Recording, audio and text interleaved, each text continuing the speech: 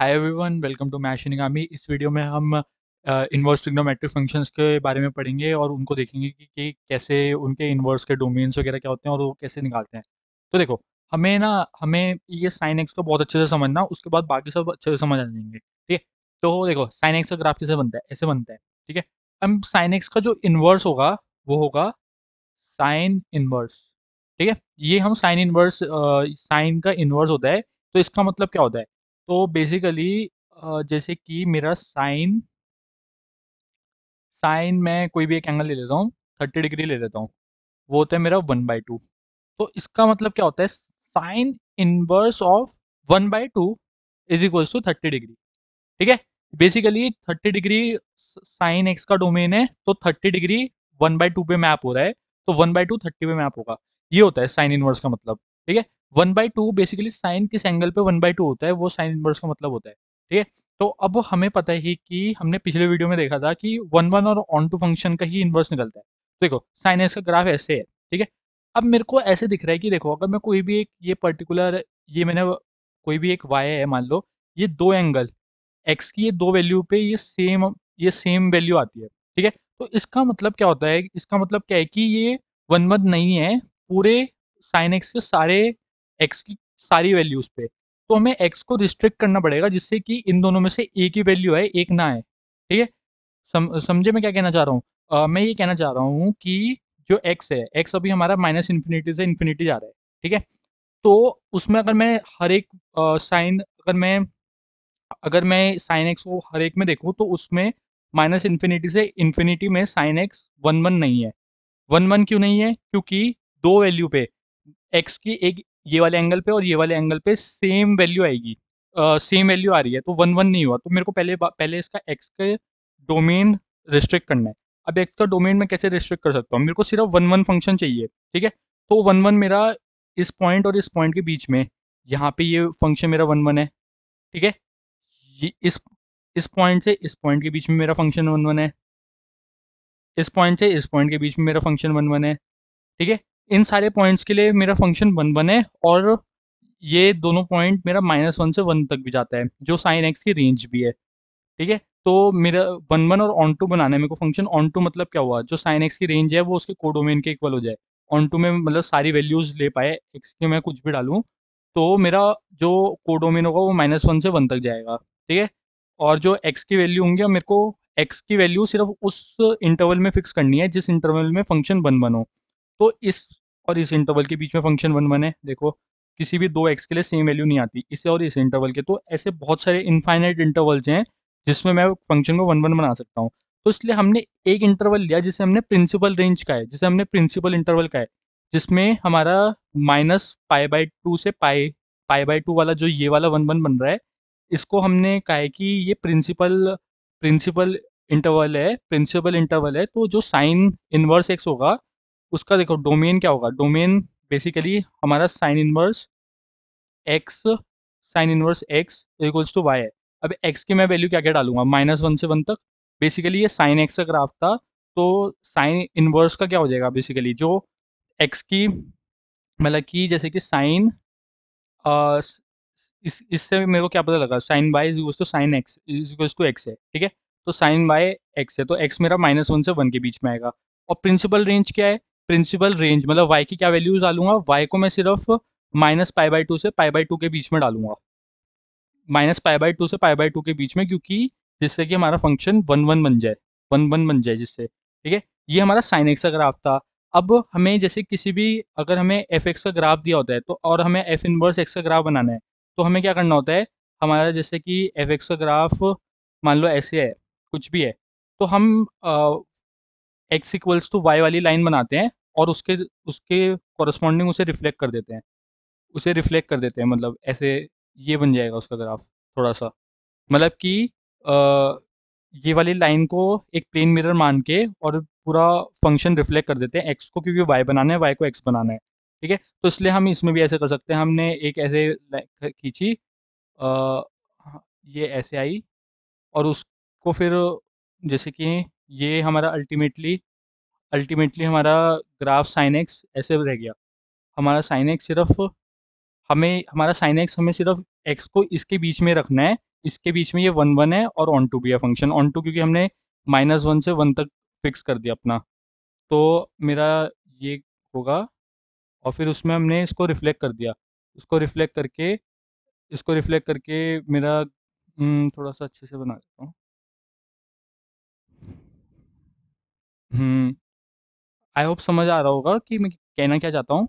जैसे कि ये है, और मान लो अभी एक ही देख लेते हैं ये, तो ये इस लाइन में ये रिफ्लेक्ट होगा, तो ये बन जाएगा, ये बन जाएगा, जो कि ये जाएगा -π/2 से लेकर ये π/2 का, सॉरी, और नीचे भी फिर ऐसे करके बन जाएगा।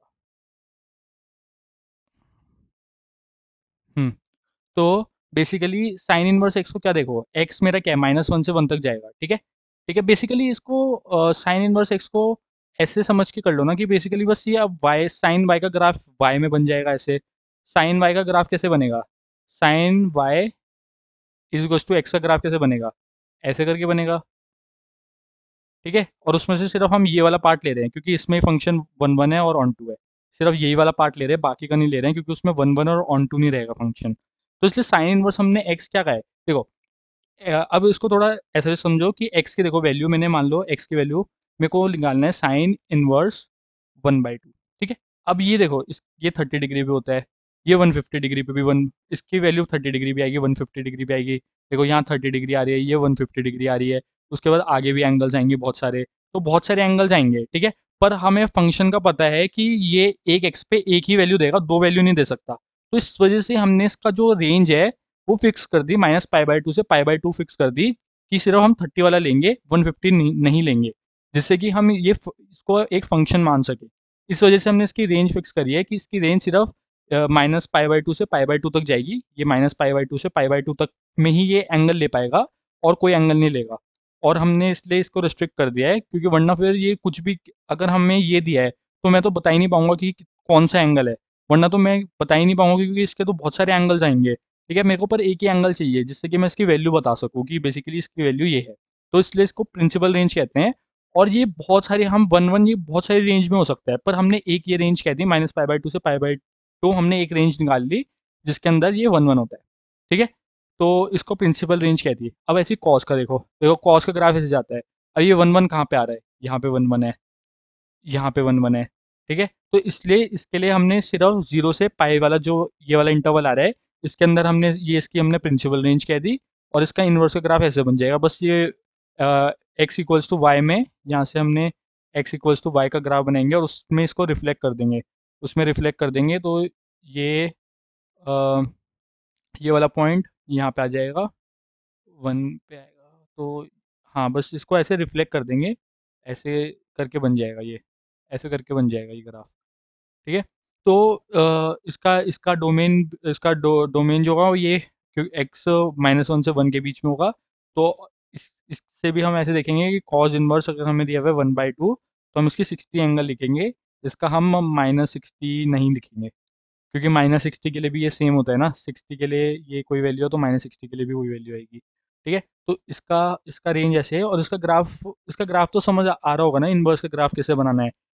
बस इसको वैसे देख लो ना कि मेरे को वाई में बनाना है, ये देखो ये एक्स में बन रहा था, ये सारी वेव्स एक्स में बन रही थी, अब ये सारी वेव वाई में बनानी है बस, और कुछ नहीं करना, ठीक है। तो इनकी सबकी प्रिंसिपल रेंज हमें पता होनी चाहिए, इसके प्रिंसिपल रेंज सब दिमाग में याद होनी चाहिए, कि जैसे हमें अगर दिया हुआ है कि कॉज इनवर्स -1/2, तो इसको मैं एकदम कह दूं कि ये -120 है, यो सॉरी सॉरी +120 है, हाँ, बस +120 है इसकी वैल्यू, और कुछ नहीं है इसकी वैल्यू, ठीक है। प्रिंसिपल रेंज का मतलब ये होता है, वैसे तो इसकी बहुत सारी वैल्यूज निकलेंगी, पर प्रिंसिपल रेंज में सिर्फ ये वाली वैल्यू है, तो उसकी प्रिंसिपल वैल्यू यही है, ठीक है। तो तो इसलिए इसका, अब 10x का देखते हैं, 10x का हमारा ये जा रहा है, तो हमने इसकी प्रिंसिपल रेंज ये वाली ले ली जिसमें ये 1 1 और ऑन टू है, उसके बाद तो ये रिपीट कर रहा है ना, तो जब फंक्शन रिपीट करना शुरू हो जाता है ना, हम वहाँ से हटा देते हैं अपना फंक्शन, तो इसलिए -π/2 से पाई बाई टू, देखो इसका डोमेन क्या होगा, tan इनवर्स एक्स, एक्स हमारा कुछ भी चला जाए क्योंकि tan हमारी सारी वैल्यू लेता है, ठीक है, -∞ से इन्फिनिटी चला जाए, तो हमारी जो रेंज आएगी इसकी वैल्यू आएगी वो -π/2 और पाई बाई टू के बीच में आएगी, ठीक है।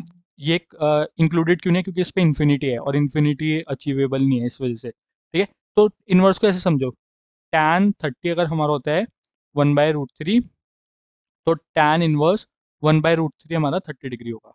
ठीक है, बस इसको एक इनवर्स फंक्शन हमने ऐसे बनाया है। ठीक है, तो ये अभी एक्स में बन रहे थे ग्राफ, अब ये वाले ग्राफ ऐसे वाई में बनने स्टार्ट हो जाएंगे, ऐसे करके और फिर उसके बाद ऐसे करके, फिर उसके बाद